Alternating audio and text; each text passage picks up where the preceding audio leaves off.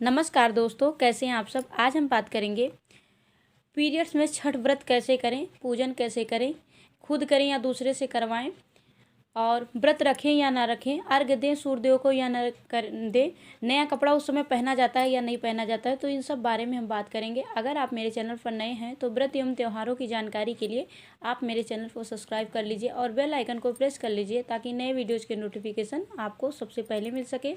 Video को like करके comment में जय छठी मैया ज़रूर लिखिएगा। अगर यह जानकारी अच्छी लगे तो शेयर ज़रूर कीजिएगा। तो चलिए सबसे पहले बात करते हैं पीरियड्स के बारे में। देखिए छठी इस बार व्रत पड़ रहा है छठ का 19 नवंबर को, दिन पड़ रहा है रविवार। तो आप लोग इसमें व्रत करेंगे। बहुत सारे लोग का क्या होता है, उसी समय पे पीरियड्स का टाइम होता है तो पहले से टेंशन लिए रहती हैं कि हो ना जाऊँ, ऐसा हो ना जाए। देखिए हो भी जाता है तो कोई चिंता की बात नहीं है। ये तो चलता आ रहा है, किसी का भी हो सकता है। ऐसे कोई ज़रूरी नहीं है कि हो गया तो बहुत टेंशन की बात है। किसी भी पूजन हो सकता है। तो अगर हो जाती हैं तो आप लोग क्या करेंगी। देखिए अगर हुए आप लोग को पीरियड्स का टाइम 1 दिन या 2 दिन हुआ है तो आप लोग पूजा पाठ 2-3 दिन हुआ है तो पूजा पाठ का जो भी सामग्री है आप लोग टच नहीं कर सकती हैं, ना पूजा कर सकती हैं, ना ही अर्घ दे सकती हैं। और अगर 3 दिन से ऊपर हो गया है तो आप लोग बाल धुल के और आराम से पूजा पाठ का जो बाहरी किचन का काम है, जैसे खाना बनाना और सब, ये सब कर सकती हैं।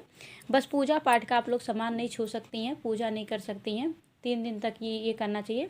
अगर आप 5 दिन तक हो गए, अगर घर में कोई है तो आप 3 दिन पे मत कीजिएगा। 3 दिन पे उसे नहीं करना चाहिए, 5 दिन पे करना चाहिए किचन का भी काम। 4 दिन पूरा होने के बाद 5 दिन पे किया जाता है।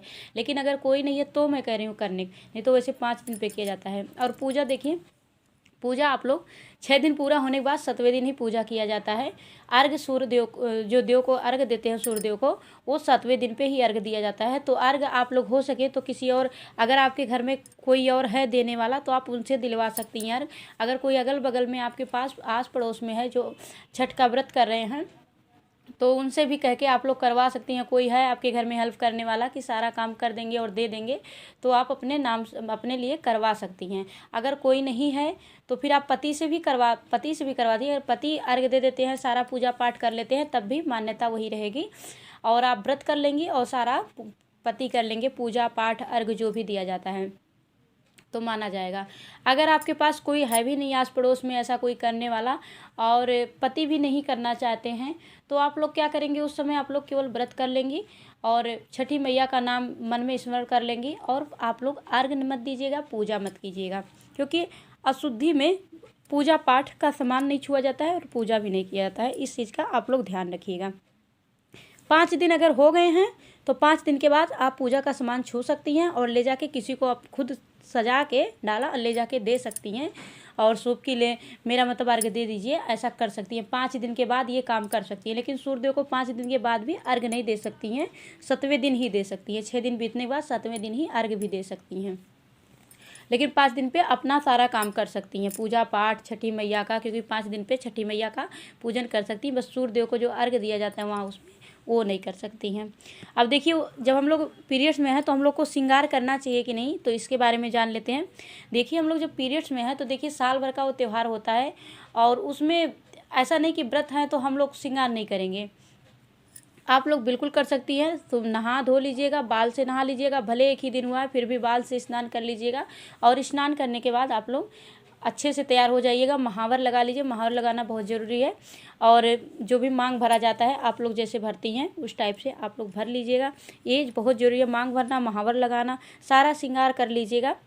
वैसे व्रत में नहीं माना जाता है। देखिए अभी किसी की शादी का दिन फिक्स हुआ रहता है और कहीं उस बीच में पीरियड्स हो जाती है तो कहीं शादी की डेट थोड़ी ना चेंज होती है। तो शादी और व्रत में ये सब नहीं मान्य होता है। अब शादी की डेट फिक्स है और उसी में पीरियड्स हो जाती हैं तो देखिए सारा पूजा पाठ होता है, शादी वाला जितने कार्यक्रम हैं सारे होते हैं। तो पूजा पाठ और क्या कहते हैं व्रत में ऐसे पूजा पाठ है तो आप लोग मत कीजिए। लेकिन देखिए व्रत ये साल भर का पड़ता है तो ऐसा जो श्रृंगार वाला है ये आप कर सकती हैं।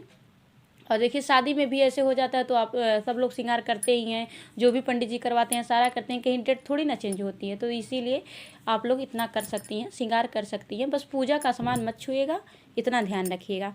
और अगर आप लोग 5 दिन हो गया है, 3 दिन से प्लस हो गया है पीरियड्स का, तो आप लोग नया सारा सामग्री पहन सकती हैं, नया जैसे व्रत में किया जाता है सारा चीज़ कर सकती हैं, बस अर्घ नहीं देना, इस चीज़ का ध्यान रखिए, नया पहन सकती हैं। एक चीज़ और जान लीजिए आप लोग, जैसे जो नहीं व्रत कर रहे हैं, जिनके यहाँ नहीं होता है और अगल बगल में अगर कोई है कर रहे हैं, तो उनको अगर आप लोग फल फूल और कुछ दे देती हैं अर्घ देने के लिए अपने लिए, तो उससे भी बहुत पुण्य मिलता है। ये त्यौहार बहुत ही पवित्र त्यौहार है और बहुत ही कठिन भी है। यह व्रत कठिन भी है और पवित्र भी यह त्यौहार है। अगर कोई भी निष्ठा से अपनी मनोकामना मान के और इसको करता है तो अवश्य ही छठी मैया पूरी करती हैं।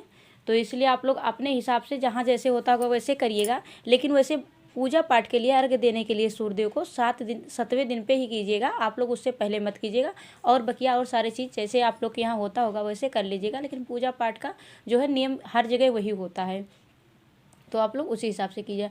और पीरियड्स में टेंशन लेने की बात नहीं है, आप लोग नहा धो के अच्छे से श्रृंगार कर लीजिएगा। श्रृंगार करके पूजा करने लायक अगर हैं कोई घर में कोई लेडीज़ हैं तो उनसे करवा लेंगे, नहीं हैं तो फिर पतिदेव, अगर कोई नहीं है तो आप चाहे तो बुला भी सकती हैं, क्योंकि साल भर का त्यौहार पड़ता है, अपने किसी रिश्तेदार को किसी को भी बुला सकती हैं तो करवा सकती हैं पूजन। तो आप लोग अपने हिसाब से देख लीजिएगा। और पूजन आप लोग 5 दिन के बाद ही कीजिएगा, 5 के पहले नहीं किया जाता है। और पूजा पाठ का सामग्री भी आप लोग 5 दिन के पहले मत टच कीजिएगा, किसी और से करवा सकती हैं तो करवाइएगा। जय छठी मैया।